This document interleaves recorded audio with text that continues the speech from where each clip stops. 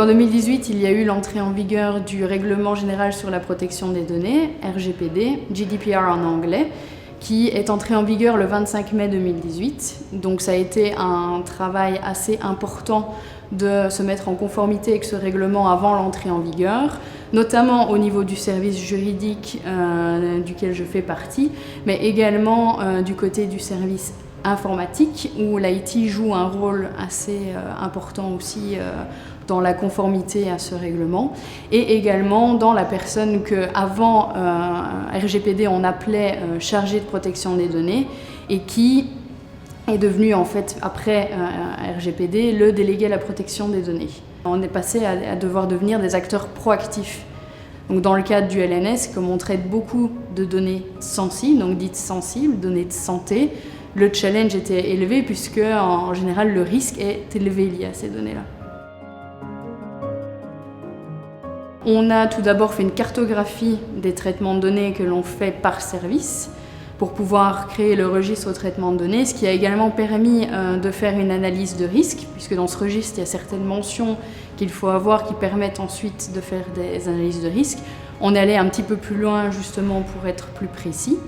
Et puis on a fait une liste de recommandations avant l'entrée en vigueur pour justement pouvoir mettre en place les choses les plus importantes et liées aux risques les plus hauts avant l'entrée en vigueur pour qu'on soit conforme sur tout ce qui était un traitement de données risqué. Déjà à partir de juin 2018, on a convoqué l'entièreté du personnel, donc de façon transverse, tous les postes, aussi bien les médecins généticiens, anapath que la comptabilité ou les RH, à une formation qui a été donnée en anglais, allemand, français par le délégué à la protection des données, que j'assistais également pour les questions parfois un peu plus pointues ou plus juridiques à cet ensemble du personnel pour que tout le monde puisse déjà avoir une première sensibilité au sujet de la protection des données. Et on a insisté à l'époque vraiment sur une des choses qui est importante dans RGPD, qui est en fait la violation de données. On a insisté sur le fait que les équipes doivent nous remonter systématiquement quand ils pensent qu'il y a une violation de données, afin que nous, on puisse traiter correctement la violation, s'il y en a une ou pas, et puis qu'on puisse suivre le cheminement de RGPD à ce sujet-là. RGPD, c'est important, c'est un sujet qui est vraiment très important, autant pour les instituts que pour les personnes concernées ou les personnes dont les données seront traitées, mais que RGPD est inefficace si on n'a pas au niveau de la hiérarchie un support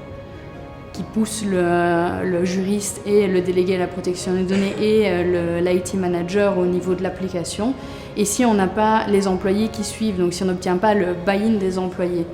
Donc RGPD, c'est vraiment un travail de groupe que tout le LNS a pris en main, que tout le LNS mène ensemble, avec bien sûr à la tête le directeur, le délégué à la protection des données, mais l'ensemble des employés est concerné et l'ensemble des employés se sent concerné.